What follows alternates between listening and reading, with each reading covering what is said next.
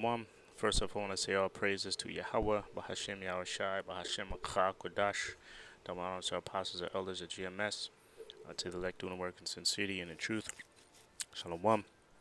There's GMS precepts, Nazar Qud here, and a few articles, two quick articles, two or three.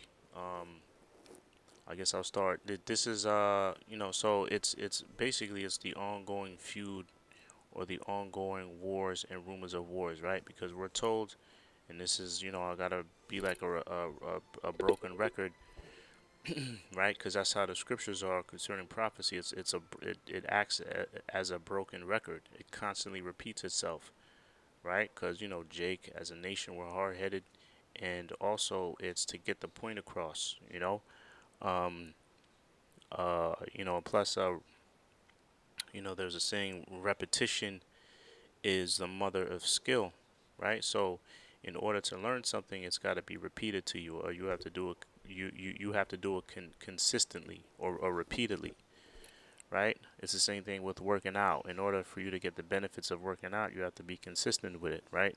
It's the same thing with these prophecies. They have to be repeatedly told to you, repeatedly mentioned in Scripture. Let me put this on mute. In order for Jake in order for you Israelites, you so-called Negroes, Latinos, and Native Americans, as well as the other nations, to finally get it, right?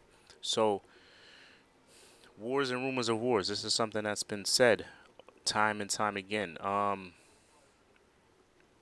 leave this here. Let me actually. Whatever. I'm here already. Matthew. See, it's already here. Matthew's 24, showing you how many times or how frequently I go to it. But this is signs. Look at the title. Signs of Yahawashi's return. You see, and the precepts are here. Excuse me. Signs of Yahawashi's return, man.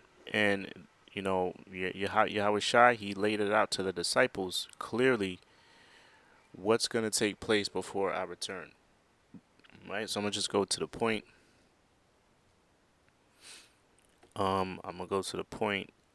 It says verse 6, Matthew 24:6, and it says, and ye shall hear of wars and rumors of wars. See that ye be not troubled, for all these things must come to pass, but the end is not yet. Right. So wars and rumors of wars are a thing that's gonna it's a thing that's going to be frequently mentioned, and you're gonna frequently hear about it because um, it's war. The spirit of war is going to consume the whole world. And if you look at the news, this is another article I hear or I have here. This is from Russia Today. RT: Russian army is strengthening.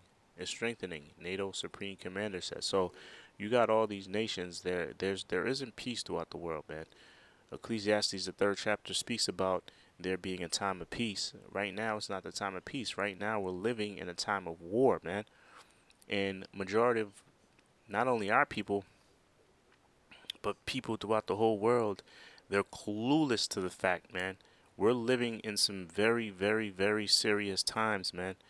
And this guy is about to get even those that refer to themselves or know themselves to be of Israel or Israelites of whatever perspective tribe, they're still clueless to the fact of what time we're living in. We're living in a war time, man.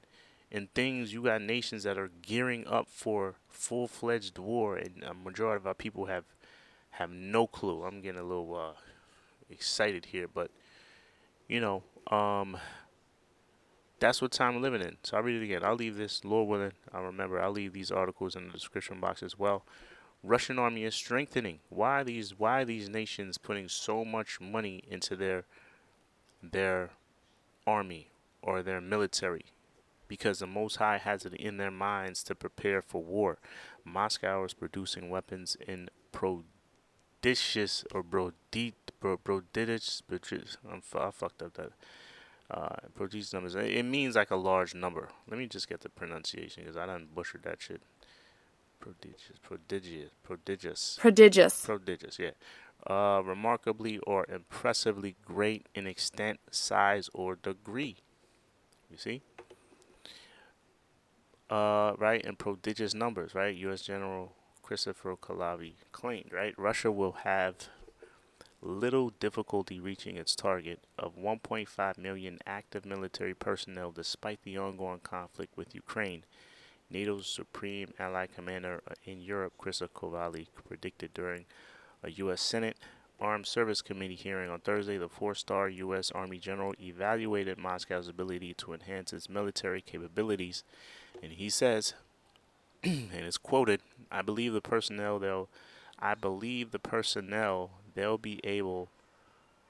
uh, they'll be able to build as quickly as they want to."